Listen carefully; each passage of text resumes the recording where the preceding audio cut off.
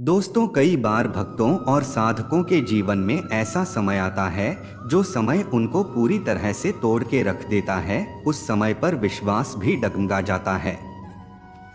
कई सारे ऐसे भक्त भी होते हैं जो भगवान का नाम लेना भी छोड़ देते हैं, जो नास्तिक हो जाते हैं क्योंकि वो उन परिस्थितियों को सह नहीं पाते और ना ही वो यह समझ पाते हैं कि उनके साथ ऐसा क्यों हो रहा है। जो लोग पूजा पाठ करते हैं, भगवान की सेवा करते हैं, उनके दिमाग में बस एक ही बात होती है कि हमें सुख ही सुख मिले, सब कुछ हमारे अनुसार होना चाहिए, जो हम चाहते हैं वैसा ही होना चाहिए। हमारी सारी मनोकामनाएं, हमारी सारी इच्छाएं पूर्ण हो, पर सवाल यह, अगर सुख आप भोगते हैं तो आपके हिस्से का दुख कौन भोगेगा। दोस्तों, आज की ये वीडियो बहुत ही महत्वपूर्ण जानकारी देगी कि जब जो परीक्षा हमारी ली जाती है, जब जब आपके जीवन में दुख आता है तो आपके साथ घटनाएं अवश्य होंगी। आपको उस समय किस तरह से खुद को मजबूत रखना है, सब कुछ इस वीडियो में आज बताया जाएगा। वीडियो शुरू करने से पहले छोटी सी रिक्वेस्ट है, अगर आप चैनल पर पहली बार आए हैं तो चैनल को सब्सक्राइब कर लीजिए। रिश्तेदारों और दोस्तों के साथ शेयर जरूर करें। वीडियो को लाइक करके कमेंट में राधे राधे जरूर लिखें, जिससे हमें पता लग सके कि हमारी दी हुई जानकारी आपको अच्छी लगी है। दोस्तों, सुख भोगने का असली मजा तभी आता है जब आपने जीवन में दुख भोग रखा हो, क्योंकि अगर आपको किसी लाइन को छोटा करना है तो उसके लिए सिर्फ उस लाइन से एक बड़ी सी लाइन खींच दो। इससे जो पहली वाली लाइन है वह छोटी हो जाएगी। उसी प्रकार जब आपके जीवन में दुख आता है, परेशानी आती है, तभी आपको पता चलता है कि सुख की असली वैल्यू क्या है। एक भूखे को ही अन्न का पता होता है कि अन्न कितना जरूरी है, अन्न कितना महत्वपूर्ण है, कितना विशेष है। जिनके तन पर कपड़े नहीं होते वही कपड़ों की वैल्यू को जानते हैं, जिसके पास घर नहीं है वही घर की वैल्यू को जानता है। इसलिए जब दुख आपके जीवन में आता है तभी आपको सुख की असली वैल्यू और उसका अनुभव अच्छे से समझ आता है। वैसे तो इस दुनिया में कोई ऐसा व्यक्ति नहीं है जिसने सुख और दुख दोनों को प्राप्त ना किया हो। दुख और सुख सब कुछ कर्मों पर आधारित होता है। कोई व्यक्ति ऐसे कर्म नहीं कर सकता जिससे सिर्फ उसको सुख की ही प्राप्ति हो, या फिर कोई भी व्यक्ति ऐसे कर्म नहीं कर सकता जिससे सिर्फ उसे दुखों की ही प्राप्ति हो। पूर्व जन्मों से ही ये कार्य चलता आ रहा है, इसलिए दुख भी भोगने होते हैं और सुख भी भोगने होते हैं। प्रकृति का भी यही नियम है। जब आप पूजा पाठ करते हैं और तब भगवान आपकी परीक्षा लेते हैं, आपके इष्ट देव आके आपकी परीक्षा लेते हैं, तब आप इन सब बातों को समझ नहीं पाते हैं कि वो आपकी परीक्षा क्यों ले रहे हैं। कई लोग जो पूजा भी स्किप इसलिए नहीं करते हैं कि उन्हें जीवन में कभी दिक्कत नहीं आनी चाहिए। उनको अगर छोटी सी भी कोई दिक्कत आती है तो वो सीधा भगवान को कोसने लगते हैं, भगवान को सवाल करने लगते हैं कि मैं तो आपकी इतनी पूजा करता हूँ, मैं तो बहुत ज्यादा पूजा पाठ करती हूँ, आपकी बहुत बड़ी भक्त हूँ, फिर भी मुझे इतनी समस्याएं क्यों आ रही हैं। इसके लिए आप एक उदाहरण के तौर पर एक कहानी सुनिए। एक व्यक्ति था जो भगवान की बहुत ज्यादा पूजा करता था। एक बार उसके पैर में मोच आ जाती है और वह चलने में थोड़ा असमर्थ हो जाता है। फिर वह भगवान के मंदिर में जाता है और वहां पर उन्हें ताने देना शुरू कर देता है कि भगवान, मैं तो आपकी इतनी पूजा करता था, दिन रात आपका ही नाम लेता हूं, और फिर भी आपने मेरा एक्सीडेंट करवा दिया। तब उसी रात भगवान उसके सपने में आते हैं और उसे उस एक्सीडेंट का पूरा मंजर दिखाते हैं और समझाते हुए कहते हैं कि वो कोई मामूली एक्सीडेंट नहीं था, वो एक बहुत भयंकर एक्सीडेंट होने वाला था जिसमें तेरी मृत्यु बिल्कुल निश्चित थी। तो कहीं ना कहीं तेरे कर्म, पूजा पाठ, मेरा नाम, ये सब लेने के कारण वो इतना भयंकर एक्सीडेंट एक छोटी सी खरोच में बदल गया। तुझे सिर्फ थोड़ी सी मौज आई। इसके बाद वो व्यक्ति समझ जाता है कि भगवान के कारण वो कितनी बड़ी समस्या से बाहर निकल पाया। इसलिए दोस्तों, भगवान जब भी आपकी परीक्षा लेते हैं तब वो असल में आपको इस लायक बनाते हैं कि आप अपने जीवन में सफल हो पाए, कि आप उन परीक्षाओं में सफल हो पाए। भगवान दुख को कभी कम नहीं करते, ना ही आपके जीवन से उसको हटाते हैं। दुख तो आपको अपने जीवन में भोगना ही पड़ेगा, वो तो आपके जीवन में आएगा ही, लेकिन उनको भोगने की क्षमता, उन दुखों से लड़ने की शक्ति आपको भगवान जरूर प्रदान करते हैं। और जब आपके अंदर दुख को भोगने का सामर्थ्य आ जाता है तो आपको दुख नहीं लगेगा। फिर से आप एक उदाहरण समझिए।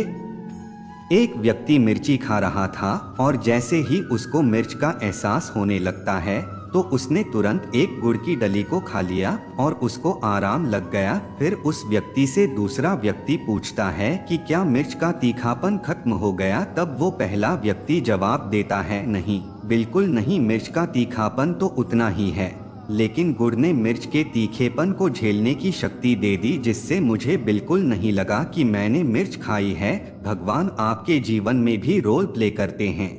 आपके जीवन में उनका जो कार्य होता है वो यही होता है कि वो आपको इतनी क्षमता प्रदान कर दे, इतनी शक्ति दे दें कि वो दुख आपको दुख ही ना लगे। इसलिए भगवान को दोष मत दीजिए, उनको कोसना बंद करें, अपने कर्म पर ध्यान दें, अपने बुद्धि और विवेक का उपयोग करें। अब हम यह समझते हैं कि भगवान जब आपकी परीक्षा लेते हैं तो कैसे लेते हैं, वो कौन से संकेत होते हैं जिससे आप जान पाएंगे कि भगवान परीक्षा ले रहे हैं। जब भगवान आपकी परीक्षा लेते हैं तो कई बार ऐसे होगा कि आप खाना खा रहे होंगे और दरवाजे पर आपके कोई अचानक से व्यक्ति आ जाएगा जो भूखा होगा, या फिर कोई मांगने वाला आ जाएगा, या फिर कोई जानवर जैसे कोई कुत्ता, कोई गाय आ जाएगी। और उस समय अगर आप अपनी थाली में से उसे रोटी खिला देते हैं तो इसका मतलब है कि भगवान प्रसन्न हो जाएंगे। कई लोग उस थाली में से नहीं बल्कि अपने घर में से रोटी दे देते हैं, लेकिन आपको उसी थाली से रोटी देनी है, क्योंकि इससे ऐसा माना जाता है कि आपने अपने मुंह का निवाला उसे दे दिया और यह बहुत बड़ा दान माना जाता है। तो अगर ऐसा लक्षण दिखाई देता है तो समझ लीजिए कि भगवान आपकी परीक्षा ले रहे हैं। कई बार भगवान आपकी परीक्षाएं ऐसे लेते हैं कि जैसे आप कहीं जा रहे हैं और रास्ते में कोई व्यक्ति आपको मिलता है जो ठंड से कांप रहा है, तो आपके मन में यह भाव आ जाता है, आप उसके लिए कंबल, जैकेट या फिर अपना ही कोई कपड़ा दे देते हैं। यह भी बहुत बड़ा दान माना जाता है। किसी भूखे को खाना खिलाना या फिर किसी जरूरतमंद को वस्त्रों का दान कर देना तो कभी भी भगवान की बनाई हुई वस्तुएं जैसे जीव जंतु या फिर असहाय लोग जो खाने में असहाय हैं, पीने में असहाय हैं, जिनके पास कपड़े नहीं हैं, जो जरूरतमंद है, उनकी मदद करना बहुत बड़ी सेवा होती है। और अगर आप ऐसा करते हैं तो कोई भी भगवान की कृपा आपसे अछूती नहीं रहेगी। भगवान आप पर कृपा करेंगे, बस आपको कभी भी भगवान पर विश्वास नहीं छोड़ना है, क्योंकि वह सदैव आपके साथ रहते हैं। वह आप पर कृपा बनाए रखते हैं। आपने सुदामा जी का दृष्टांत भी जरूर सुना होगा। वह भगवान श्री कृष्ण जी के परम भक्त रहे और उनके सखा भी रहे। उनकी तो इतनी गरीबी थी कि उनके खुद के घर में 2 वक्त के लिए खाने के लिए भी नहीं था। और जब वो श्री कृष्ण जी के दरबार में जाते हैं तब लोग उन पर हंसते हैं कि द्वारकाधीश जी के सखा ये कैसे हो सकते हैं। और आप ये हमेशा देख भी सकते हैं कि सुदामा जी ने कब भी भगवान का नाम लेना नहीं छोड़ा, उन पर उनका विश्वास अटूट था। और जब भी वो खाना खाते थे तो कभी भी उनको खाने को मिलता था तो सबसे पहले वो भगवान का स्मरण करते थे, उनको भोग लगाते थे और उनको धन्यवाद भी करते थे। और उसके बाद भगवान की कृपा से उनका जीवन, उनकी किस्मत ऐसी पलटी कि वो द्वारकाधीश जी के महल में थे। तब सुदामा जी के लिए महल तैयार हो रहा था, सुदामा जी के लिए वस्त्र तैयार हो रहे थे। और आज श्री कृष्ण जी के साथ सुदामा जी का भी नाम लिया जाता है। और अंत समय में भी सुदामा जी भगवान श्री कृष्ण जी के धाम को पधार गए। ऐसे ही तुलसीदास जी के बारे में भी आपने सुना होगा। तुलसीदास जी जो भगवान श्री राम जी के अन्य भक्त थे, हनुमान जी के अनन्य भक्त थे। जब उन्हें शारीरिक पीड़ा हुई, उनके शरीर पर अनेक घाव होने लगे, उनको बीमारी ने जकड़ लिया। तब उन्होंने हनुमान जी से विनती की। लाखों बार विनती करने पर भी जब हनुमान जी नहीं आए, तब भी उन्होंने विश्वास नहीं तोड़ा। तब हनुमान जी की कृपा हुई और उन्होंने तब हनुमान साठिका की रचना कर दी। हनुमान साठिका का अगर आपको नहीं पता तो आप ऐसा समझिए कि हनुमान साठिका से रोगों पर विजय प्राप्त की जा सकती है। हनुमान जी की कृपा के साथ तो जो लोग अपने विश्वास पर अडिग रहते हैं, भगवान पर विश्वास कभी नहीं तोड़ते और वे मानकर चलते हैं कि भगवान हमेशा आपके साथ है, तो यह बात गांठ बांध लीजिए और यह बात याद रखिए कि आपका भी बेड़ा पार जरूर होगा। एक कहानी के माध्यम से समझिए। ऋषिकेश में गंगा जी के किनारे एक संत रहा करते थे।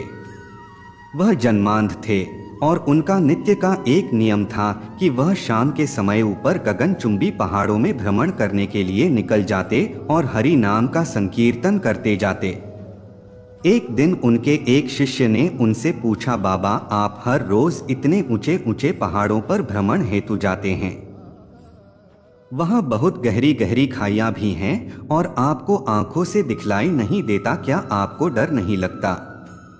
अगर कभी पाँव लड़खड़ा गए तो बाबा ने कुछ नहीं कहा और शाम के समय शिष्य को साथ ले चले।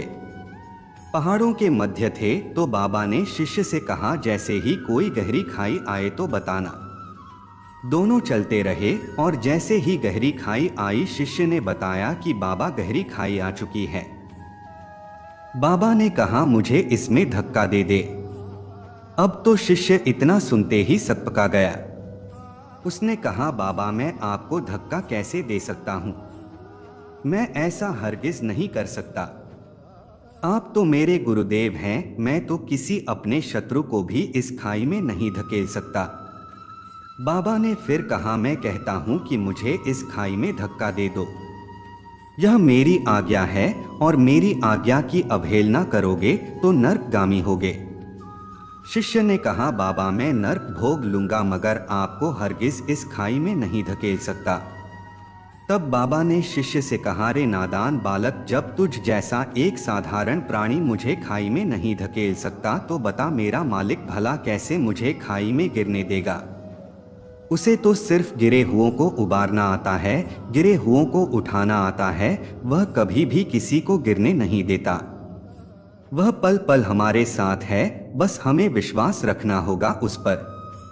भगवान आपके भौतिक जीवन को तो सुखमय बनाएंगे ही, साथ ही आध्यात्मिक जीवन को भी सुखमय बनाकर आपको स्वर्ग की प्राप्ति अवश्य कराएंगे। इसीलिए कभी भी भगवान पर अविश्वास ना करें, सदैव उन पर विश्वास बनाकर रखें। सुख दुख सबके जीवन में आते हैं, लेकिन भगवान सदैव आपका भला चाहते हैं, आपकी रक्षा करते हैं। आशा करते हैं दोस्तों अब यह बात आप अच्छे से समझ गए होंगे। जानकारी अच्छी लगी हो तो वीडियो को लाइक करेगा, चैनल को सब्सक्राइब करें और अधिक से अधिक अपने दोस्तों के साथ वीडियो को शेयर कीजिएगा। इसी के साथ मिलते हैं अगली वीडियो में, तब तक के लिए जय श्री हरि, जय श्री कृष्णा, धन्यवाद।